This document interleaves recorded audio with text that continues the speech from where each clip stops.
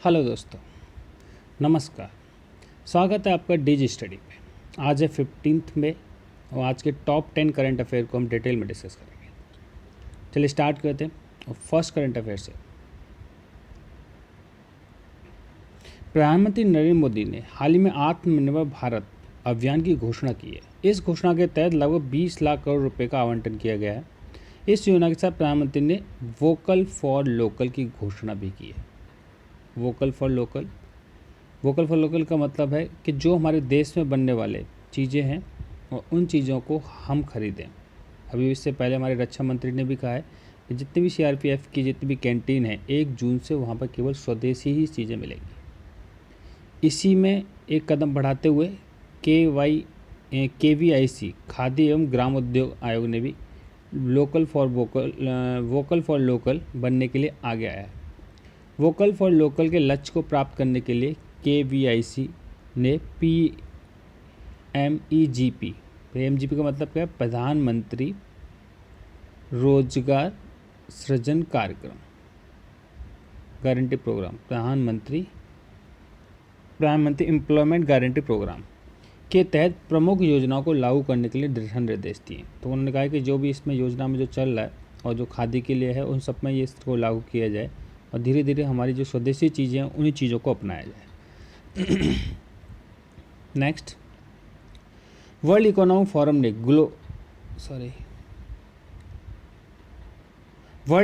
Forum ने global energy transition index GET index जारी किया है।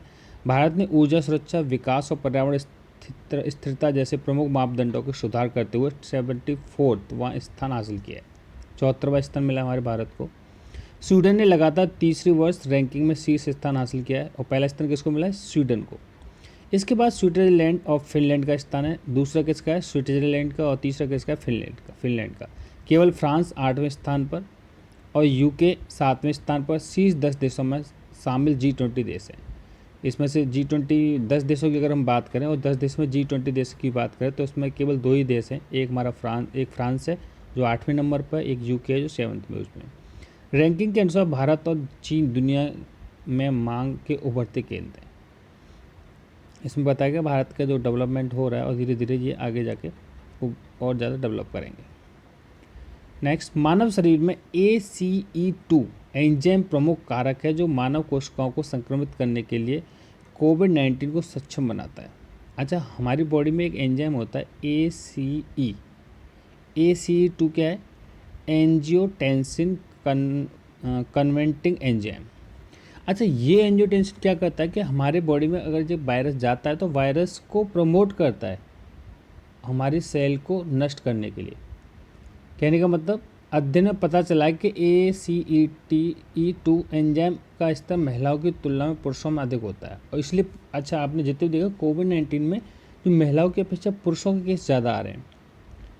एंड एंजियोटेंसिन कन्वर्टिंग एंजाइम 2 फेफड़े, हृदय, गुर्दे की कोशिकाओं को बाहरी सतह पर होता है और इस एंजाइम का प्राथमिक कार्य अमीनो अम्ल एसिड से परिवहन को विनियमित करना। ACE2 एंजाइम का स्तर कम करना कोविड-19 के लिए एक सफल उपचार है। अब देखा जा रहा है कि अगर ACT जो एंजाइम है 2 इसको और कम कर दिया जाए तो कोविड-19 का प्रकोप कम हो जाएगा, क्योंकि ये कोविड-19 को प्रमोट कर रहा है। हमारी बॉडी में एंजाइम पाया तो ये क्या करता है, बाहर से जो भी चीज़ें आती है उसको ब्लड के अंदर एंटर कराता है। जब वो ब्लड के अंदर एंटर कर जाएगी तो क्या करेगा, वो हमारी सेल्स को नष्ट करना स्टार्ट कर देगी। तो अगर इसका लेवल को अगर कम कर दिया जाए तो कोविड-19 जो है वो वायरस है वो हमारी बॉडी में पहले उसकी अपेक्षा कम इफेक्ट करेगा। तो ध्यान रखना है कौन सा एंजाइम है हमारी बॉडी में जो कोविड-19 या किसी भी वायरस को या फॉरेन पार्टिकल को प्रमोट करता है। ACET2 इसका फुल फॉर्म क्या है? Angiotensin converting enzyme 2। जम्मू और कश्मीर में जल जीवन मिशन JJM के तहत दिसंबर 2022 तक सभी ग्रामीण परिवारों को पानी की आपूर्ति के लिए नल का कनेक्शन प्रदान करने की योजना बनाई गई है। हरियाणा के गांवों और घरों में साल 2022 तक पीने का साफ पानी पहुंचाने के लिए नल लगाने का टारगेट तय किया गया है। घरों में नल लगाने का काम जल जीवन मिशन के तहत किया जाएगा। तो दो स्टेट है हमारे, एक जम्मू कश्मीर और एक हरियाणा। जम्मू कश्मीर और हरियाणा दोनों में 2022 तक पानी का एक उचित व्यवस्था करने की व्यवस्था की गई है। किसके तहत? जल जीवन मिशन के तहत। वर्तमान वर्ष के दौरान केंद्र शासित प्रदेश यूटी 3 जिले गंदरबल, श्रीनगर और रायसी के सभी 5000 गाँव में 100% कवरेज के लिए योजना बना रहा है। केंद्र सरकार ने राज्यों को 2 उद्देश्यों को प्राप्त करने हेतु इस मिशन की अपनी सलाह दी है, ध्यान रखना है इसको। भारत 23 मई को संघाई सहयोग संगठन में विदेश मंत्रियों की बैठक में भाग लिया है और ये SCO की 8 सदस्यीय बैठक वीडियो कॉन्फ्रेंस के माध्यम से हुई। SCO की मीटिंग हुई अभी, और विदेश मंत्रियों की इस बैठक में घातक, अब इसमें वेन्यू तो कुछ है नहीं कि वो वीडियो कॉन्फ्रेंस के थ्रू हुई है, तो एक चीज़ तो लोग कम याद करनी पड़ेगी, वेन्यू कहाँ हुई थी, पर ये ध्यान रखना 13 मई को हुई थी संघाई SCO की बैठक। हमारे यहाँ से किसने भाग लिया? विदेश मंत्री की इस बैठक में घातक कोविड-19 वायरस को लड़ने के लिए संयुक्त चर्चा को विदेश मंत्री जयशंकर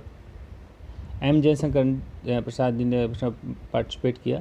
इस बैठक में भारत का प्रतिनिधित्व किया, जिससे 8 देशों के विदेश मंत्री शामिल हुए। विदेश मंत्रियों का यह वीडियो कॉन्फ्रेंसिंग सम्मेलन रूसी संघ के विदेश मंत्री सरगेई लावरोव की अध्यक्षता में, इसके अध्यक्ष कौन थे? रूस के विदेश मंत्री सरगेई लावरोव। तो रूस के विदेश मंत्री कौन है? ध्यान रखना है, सरगेई लावरोव। तो क्वेश्चन ऐसे पूछने आएगा कि हाल ही में अभी SCO की जो समिट हुआ है उसमें रूस के विदेश मंत्री ने अध्यक्षता की, उनका क्या नाम है? तो ध्यान रखना है, सरगेई लावरोव। विश्व स्वास्थ्य संगठन ने दुनिया भर में कोरोना वायरस को लेकर चेताते हुए कहा है कि हो सकता है कि कोरोना वायरस कभी खत्म ना हो। विश्व स्वास्थ्य संगठन ने आपातकालीन मसलों के निर्देशक माइकल रेयान ने जेनेवा में एक वर्चुअल प्रेस कॉन्फ्रेंस में कहा कि कोरोना हमारे बीच क्षेत्र विशेष का एक अन्य वायरस बन सकता है जो संभव है कि कभी खत्म ही ना हो। WHO के निर्देशक HIV का उदाहरण देते हुए कहा है कि यह वायरस भी खत्म नहीं हुआ है।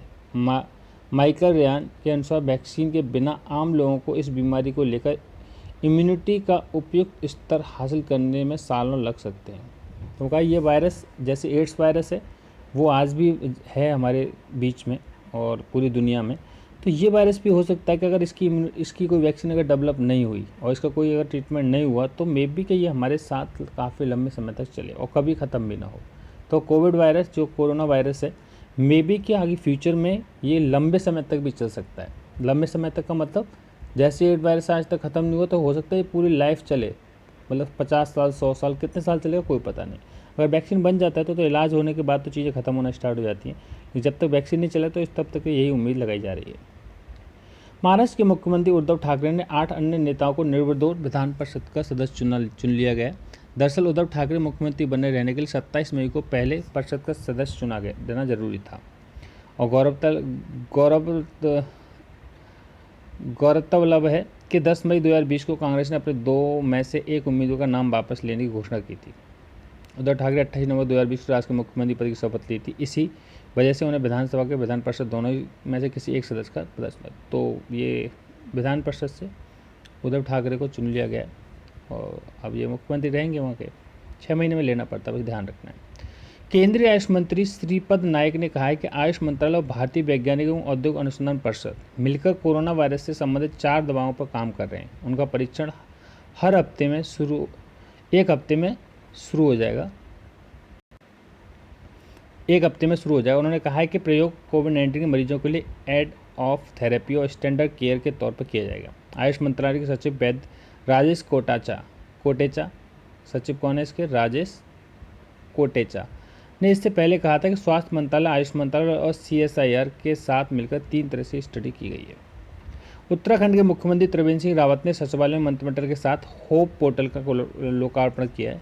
उत्तराखंड सरकार ने किसका किया? होप। ये क्या पोर्टल है? इस पोर्टल में उत्तराखंड में रहने वाले उत्तराखंडी तो जुड़ेंगे ही, प्रदेश से बाहर रह रहे और काम कर रहे प्रवासी भी कनेक्ट हो पाएंगे। इसका मकसद युवाओं को रोजगार के साधन उपलब्ध कराना है। राज्य सरकार का मानना है कि यह पोर्टल प्रदेश के युवाओं के लिए एक सेतु के रूप में कार्य करेगा। इस पोर्टल से डाटाबेस का उपयोग करके राज्य के समस्त विभागों तथा अन्य रोजगार प्रदाताओं को युवाओं को रोजगार जोड़ने के लिए काम करेगा। तो दोस्तों ये थे आज के इम्पोर्टेंट करंट अफेयर। अगर आपको पसंद आते हैं तो कृपया कर चैनल को लाइक करें, सब्सक्राइब करें और शेयर करें। Thank you for the watching.